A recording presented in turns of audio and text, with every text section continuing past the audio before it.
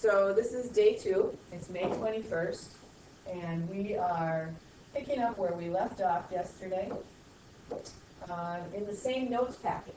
So if you recall from yesterday, we were graphing quadratic equations, and you should remember that every quadratic equation looks like a parabola. So we're looking to graph some more parabolas today. Problem number 2 from your packet, there, is x squared plus 4x plus 3 equals y. The first thing to do to graph these is to, of course, find your x-intercepts. X-intercepts are where the graph crosses the x-axis. And what do we know about y there? Well, we know that y is 0. So to find our x-intercepts, we set our equation equal to 0. X squared plus 4x plus 3 equals 0. All right, and I want you to use the quadratic formula today to find your roots, because in the end we're going to come back and we're going to look for some patterns. So even though you can do some of these with other methods, let's continue to use the quadratic formula today. So quadratic formula you should have memorized by now is the opposite of b plus or minus the square root of b squared minus 4ac all over 2a. Okay, and then we're going to pull off our coefficients and plug them into that formula. So the opposite of b is negative 4 plus or minus square root of b squared is 16 minus 4 times a times c all over 2a, and a is 1, so it's just over 2. We need to go ahead and simplify. And negative 4 plus or minus 4 times 3 is 12, so this is the square root of 16 minus 12, which is the square root of 4. So we have negative 4 plus or minus 2, because the square root of 4 is 2, all over 2. When we simplify, we get 2 possibilities for our x-intercept. Negative 4 plus 2, which equals negative 2 divided by 2, so we get negative 1. Or we get negative 4 minus 2, which is negative 6 divided by 2, which is negative 3. So our two values, our x-intercepts are negative 1, which means negative 1, 0, and negative 3, which means negative 3, 0. So we can plot those on our graph, negative 1, 0, and negative 3, 0. The next thing we want to do is find the vertex, because that really helps us draw this. We can use the vertex, x-coordinate of the vertex. Well, we can get that by just averaging our x-coordinates of our x-intercepts, because remember the parabola is symmetric, so it's right smack dab in the middle. So negative 1 plus negative 3 over 2. That's negative 4 divided by 2 is negative 2. So our x-coordinate is negative 2. Then you got to think, how do I get y? Well, you use the equation. You plug in. So our y-coordinate, we get by using y equals x squared plus 4x plus 3. We plug in our negative 2. We have to square it. Plus 4 times negative 2 plus 3. So we get 4 plus negative 8 plus 3, which simplifies to negative 1. So our y-coordinate of our vertex is negative 1. Come over and put that on the graph. Negative 2, negative 1, and it's smack dab in the middle of our x-intercept, so that's good. Our axis of symmetry will be that along the line that goes through that point. So we're drawing that line as a dashed line, and you should label it. Our axis of symmetry is x equals negative 2. So we've got our axis of symmetry, we've got a vertex and 2 points, we can sketch in our parabola. That's a basic parabola, straightforward, without a lot of complications. We're going to look at a few more that are more complicated today, and then look for some patterns that will help us. So let's take a look at the next one. Okay, something different is going to happen here, as the note on this slide shows. But let's take a look. Let's start off by finding our x-intercepts, the points where the parabola will cross the x-axis. We find that because we know y is 0 for the x-intercepts. So let's take our equation, put in 0, use the quadratic formula to find our x-intercepts. So we know that our x-intercepts are going to be the opposite of b, which is -6, plus or minus square root of b squared, which is 36, minus 4 times 1, which is 1, times 9 is 36, so we get 36 minus 36. Interesting. All over 2a, 2 times 1 is 2. Now when we simplify this, what happens? Well, we get the square root of 36 minus 36, that's 0. So this simplifies to just -6 over 2, which means we only get one x-intercept, which is -3. Just throw the camera on one of your sheets.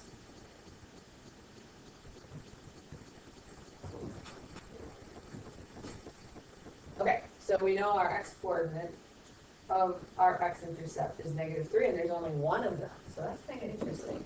Sometimes there are only one. And we got to think about what that means. So it crosses the x-intercept at -3, 0. Right here.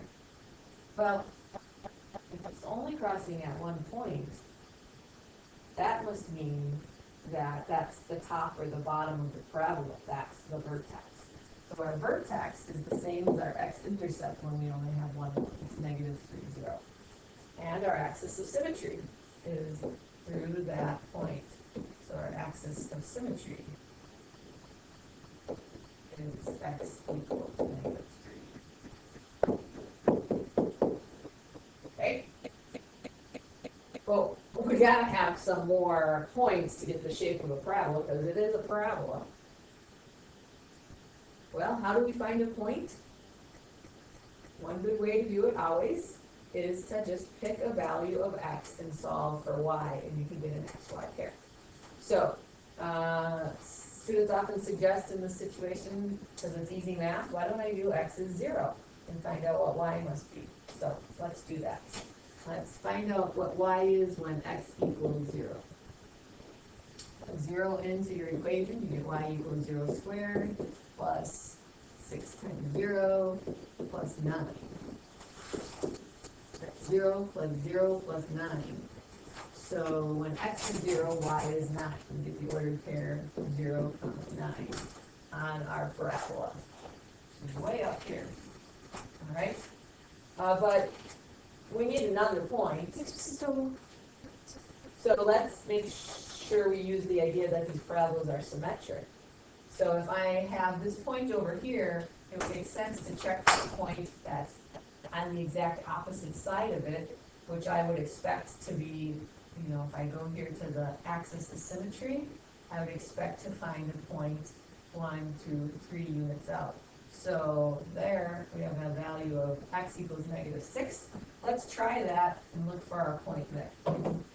So let's try x equals -6 and see if we get a y of 9. That would make sense because these are supposed to be symmetric. So I go y equals -6 squared plus 6 times -6 plus 9. Sure enough, -6 squared is 36. It's positive 36 plus 6 times -6. It's -36, so positive 36 plus -36 is 0 plus 9 is 9. So when I plug in x is -6, I get a y value of 9, and that's what I would have anticipated knowing that parabolas are symmetric. So I do recommend, though, that you check both points, just don't assume that they are, because it's a good backup way to make sure the first thing you chose is correct. Sketch in your parabola, and you're done. So the moral of this problem is that sometimes the only x-intercept you're going to get is the vertex. We got one x-intercept showing up, that's your vertex there. All right, interesting. Let's keep going and look at a fourth example.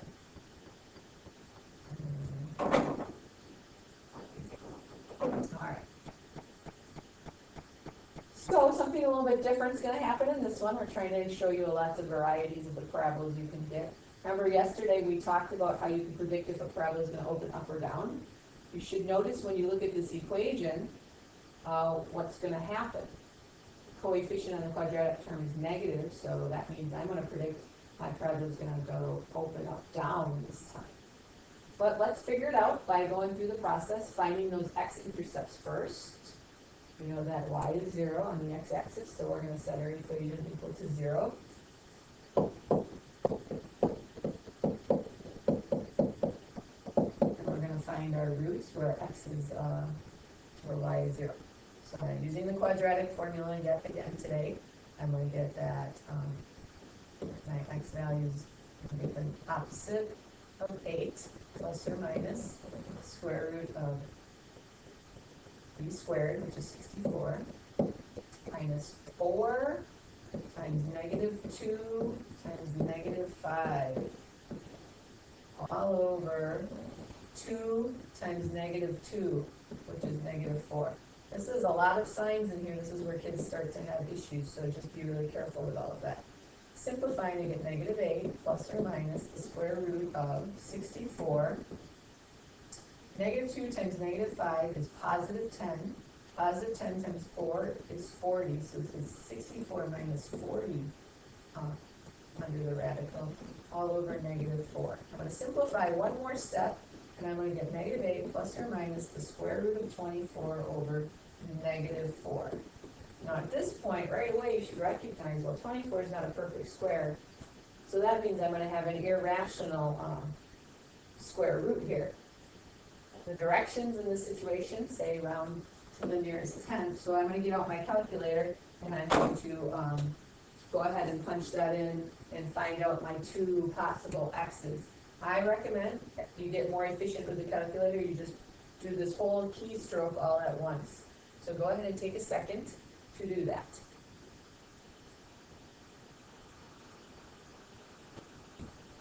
Okay, so if you punch into your calculator correctly, you're going to get 0.8 and 3.2. So my x-intercepts are 3.2 and 0 and 0.8 and 0. All right, so 3.2 and 0, 1, 2, 3, 0.2, we're just estimating here, 0 and 0.8, 0. Those are my x-intercepts. Now I need to find my vertex, so it's just the average of those two. It's 2, my x-coordinate is 2, but I need to find my y-coordinate. I do that by plugging in and solving. Y equals negative 2 times 2 squared plus 8 times 2 minus 5. Sorry, it ran out to the other line. So I got 4 times negative 2 is negative 8 plus 16 minus 5. Negative 8 plus 16 is 8 minus 5 is 3. So I get a vertex y-coordinate of 3. So 1, 2, 3 is right there. It's also what my axis of symmetry is going to be.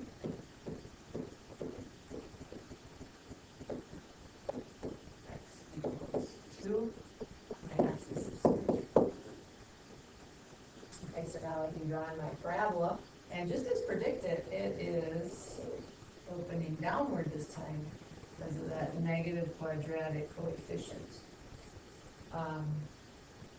Something else to notice, and what makes this problem different, of course, is the irrational square root, which is why we have to round to the nearest tenth and get that approximate placement of the parabola.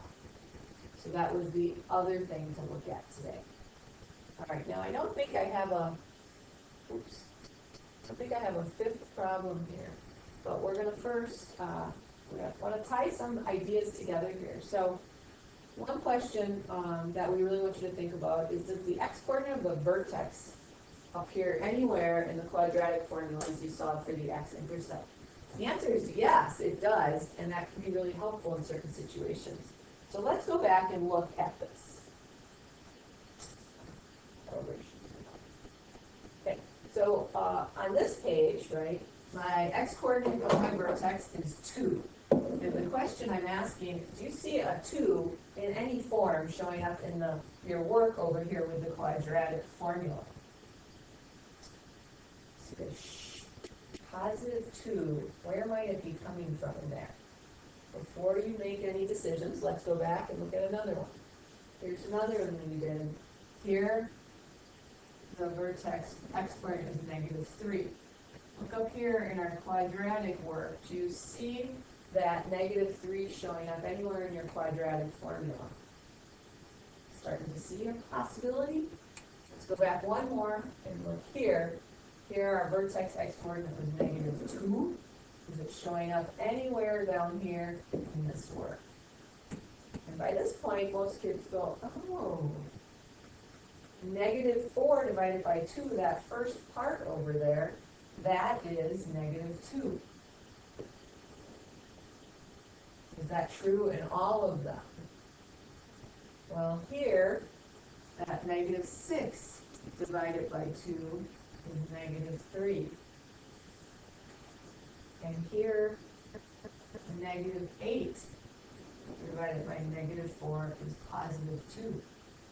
So the x-coordinate of the vertex, yeah, you can actually get it just by looking at the opposite of b over 2a. That part of the quadratic formula will give you the x-coordinate of the vertex every time. Comes in handy when we run into some sticky little situations. What in the world do I mean? All right, well, that's the end of our lesson for today. Your homework tonight is to finish the back side of the worksheet. And I have the back side of the worksheet here for us to take a look at. I'm going to just file a little bit bigger.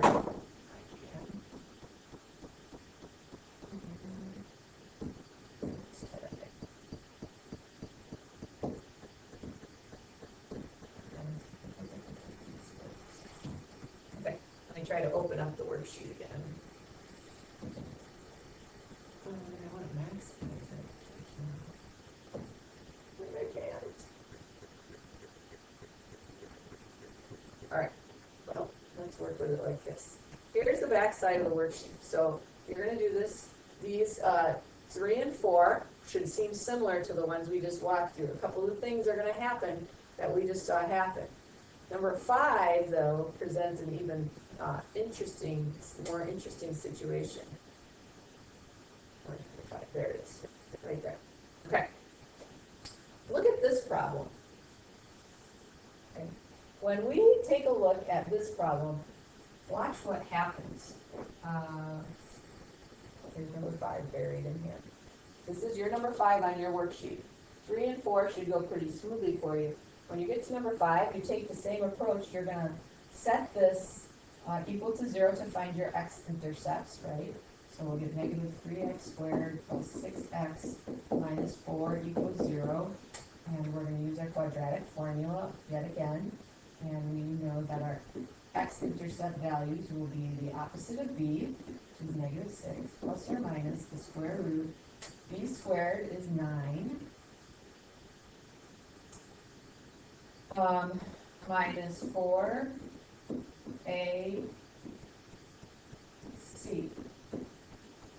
all over 2a.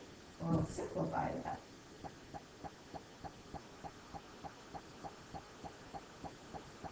Okay, when you simplify it, look at what happens. You get -6 plus or minus.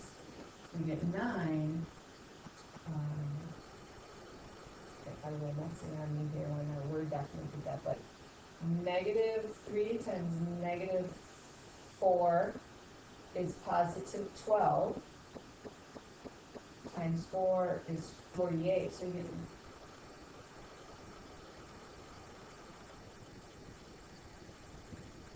hold on one second. Okay, so as I was going through and doing the math, I realized I made a mistake in here when I did b squared. It should be 9, and it should be 36. But I don't know that I can erase it. Oh. Can I undo? See if I can undo.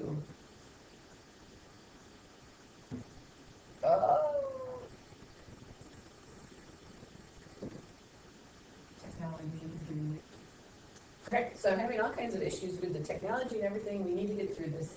This is from your homework worksheet, problem 5.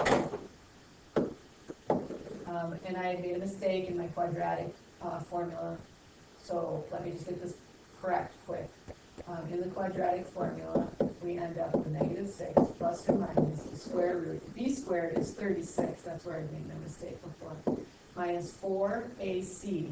We got 4 times -3 times -4, which is 48. Well, when we all over 2 times -3, which is -6.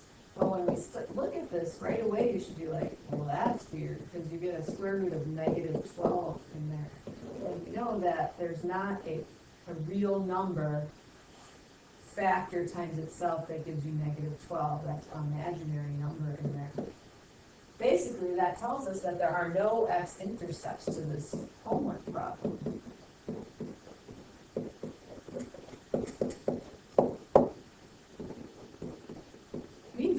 It means our parabola is floating somewhere on the coordinate plane without crossing through the x-axis at all. So what to do? Well, it still is a parabola, it's just floating somewhere. So what you want to think about is how you can get, there's no x-intercepts.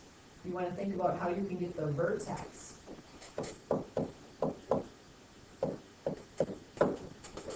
And at the end of the lesson, we looked at the fact that we could go back into the quadratic formula and each time find that the x-coordinate of the vertex was the same as the -b over 2a part of the formula. So use -b over 2a to get your x-coordinate, and then use your formula to solve for y.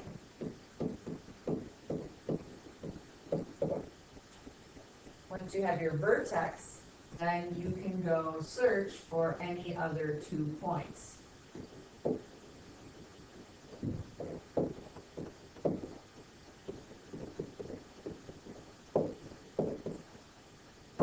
And you do that just by choosing an x and solving for a y. And that will help you find the shape of your parabola. So those are some pointers to help you with problem 5 on the homework. 3 and 4 should go smoothly. 5, this comes up, and then tomorrow we'll work on this some more. And post the quiz that's scheduled for tomorrow. I said no quiz tomorrow, probably a homework check. So that's where we're at, and we look forward to seeing you all in class tomorrow.